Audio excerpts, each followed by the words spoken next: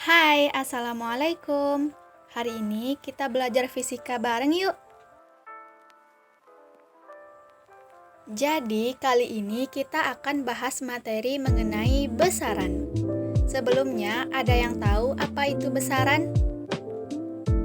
Jadi, besaran adalah segala sesuatu yang dapat diukur dan juga dinyatakan dengan angka ataupun nilai. Setiap besaran memiliki satuannya masing-masing yang disebut satuan internasional. Besaran juga dibagi menjadi dua bagian, yaitu besaran pokok dan besaran turunan. Yang pertama ada besaran pokok. Besaran pokok adalah besaran yang dapat berdiri sendiri tanpa harus menurunkannya dari besaran yang lain.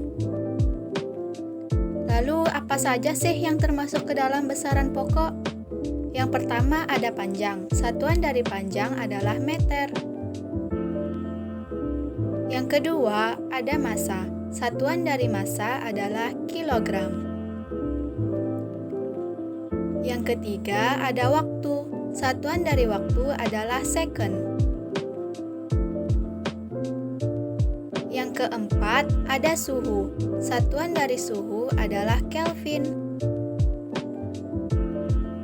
Berikutnya ada kuat arus. Satuan dari kuat arus adalah ampere. Kemudian ada intensitas cahaya. Satuan dari intensitas cahaya adalah kandela. Kemudian ada jumlah zat. Satuan dari jumlah zat adalah mol. Yang kedua ada besaran turunan. Besaran turunan adalah besaran yang diturunkan atau dibentuk dari satu atau lebih besaran pokok. Lalu apa saja yang termasuk ke dalam besaran turunan? Yang pertama ada luas. Satuan dari luas adalah meter persegi. Yang kedua ada volume. Satuan dari volume adalah meter kubik. Kemudian ada massa jenis. Satuan dari massa jenis adalah kilogram per meter kubik. Yang keempat ada kecepatan. Satuan dari kecepatan adalah meter per second.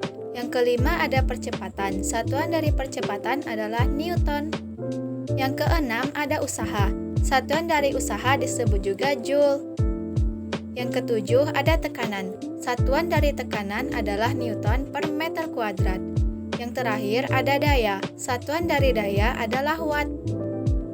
Sekarang kita masuk ke pengukuran yuk. Mengukur adalah kegiatan membandingkan besaran dengan besaran sejenis yang ditetapkan sebagai satuan. Lalu apa saja sih macam-macam alat ukur? Yang pertama ada alat ukur panjang. Contohnya adalah mistar, jangka sorong, dan juga mikrometer sekrup. Yang kedua ada alat ukur massa, contohnya adalah neraca. Lalu ada alat ukur waktu, contohnya adalah stopwatch. Alat ukur suhu, contohnya adalah termometer. Terakhir kita bahas contoh besaran dalam kehidupan sehari-hari yuk.